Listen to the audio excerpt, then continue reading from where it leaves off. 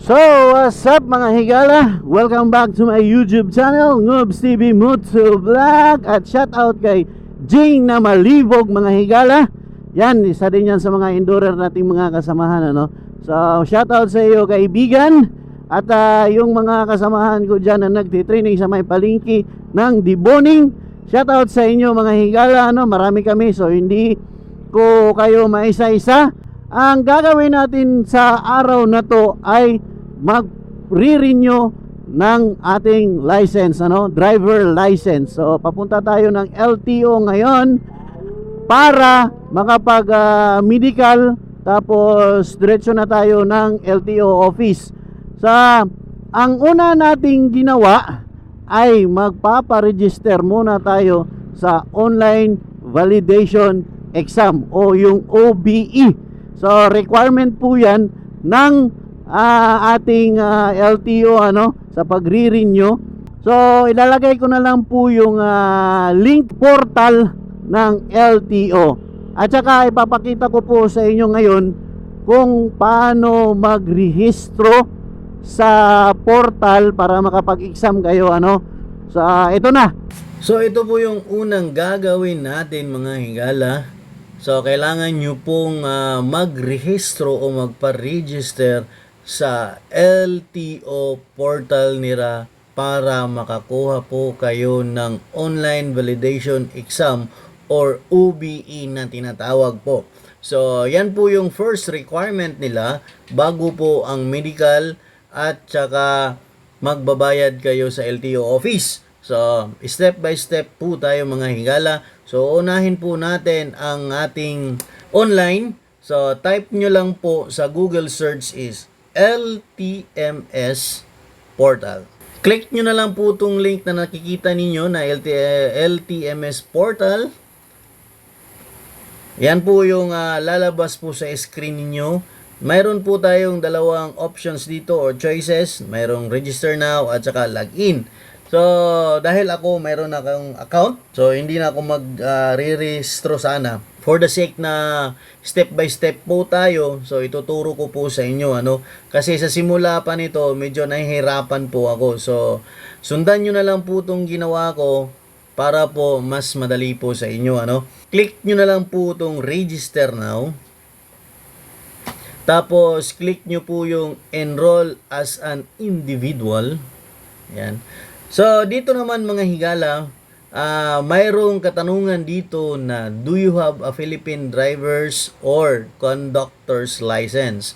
So, pag nag-yes po kayo dito, hingin po nila yung license number, expiration date, at name po ninyo sa inyong lisensya, no? So, dito, pag nag-yes ako, pag nag-yes po tayo dito, paulit-ulit lang po yung panghihingi po nila, no, ng license po natin, tapos hindi na siya mag-proceed sa another questions. So, kailangan nyo po ito Ayan. Tapos, next. Ayan. So, mayroon na namang katanungan po dito ulit. So, step by step nyo na lang po. Kapag nag-yes po kayo dito sa katanungan niya na, are you a Filipino citizen? So, mayroon na po akong account. So, hindi na po ako mag-proceed po dito. After nyo po na ma-filled up yung mga katanungan po dito, ano, so nakumpleto nyo na po, is automatically magla-log off po kayo sa system ng LTO. Tapos magla-log in po kayo ulit. So pag nag-log in po kayo ulit, punta po kayo dito sa may parang sombrero na graduate, ano, dito sa ibabaw, ito. Yan, punta po kayo dyan, i-click nyo po yan, tapos meron kayong makita na CDE Online Validation Exam. So, i-click nyo po yan. Pag-click nyo po, ito po yung lalabas po sa inyo. The passing score to create a certificate is 50%. So, kailangan makakuha kayo ng 13 correct answers out of 25 questions. Pag nakapasa kayo, pwede nyong i-download yung result, tapos ipiprint po ninyo sa sa labas, sa internet cafe. Kung mayroon naman po kayong printer, mas maganda. So, ayan mga higala, sundan nyo na lang po itong ginawa ko. Mas madali po ito. So, step by step po tayo mga higala, no? So, sa susunod po nating gagawin ngayon ay pupunta tayo sa medical center para makapag-medical exam po tayo mga higala. So, nandito na tayo sa medical, ano? So, magpama-medical tayo. Pila gani? Pila? 400 ra. Unsay sunod gani, ana? Nana ko ikuan, pass. Oo.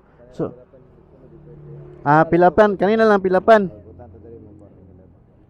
Og CP number. So, muna na kung dadon sa sulod. Dira pa na. So, magpipill up daw muna tayo mga higala nito. So kailangan talaga nito. Hinahanap nila to. Tapos, fill up muna tayo. Okay? Nay, baligya bullpen diha. So, tapos na tayong nagpa-medical mga higala. So, diretso na tayo sa diretso na tayo sa LTO office para mag-fill up ng form. Tapos, kukuha din tayo ng priority number natin para makapagbayad na tayo at makapag-renew na tayo ng ating lisensya.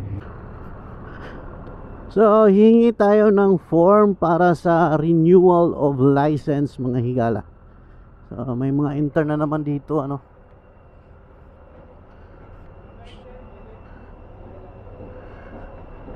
Boss, pili mga og form para sa renewal sa license?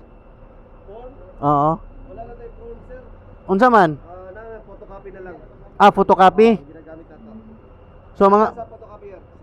Okay, salamat. So, photocopy na lang daw yung ginagawa nila, no. Mamangayo kog form sa renew lisensya. Okay. Salamat. So, ito na mga higala. So, kailangan fill upan natin to. So, magpi-fill up muna tayo nito.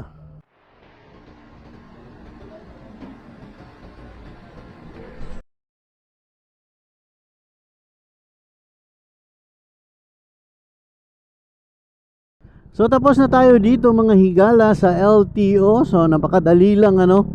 So, kailangan lang talaga yung mga proper documents na kailangan. So, ayun mga higala, tapos na tayo dito. Thank you and please subscribe to my YouTube channel. Hanggang sa muli mga higala. Thank you so much.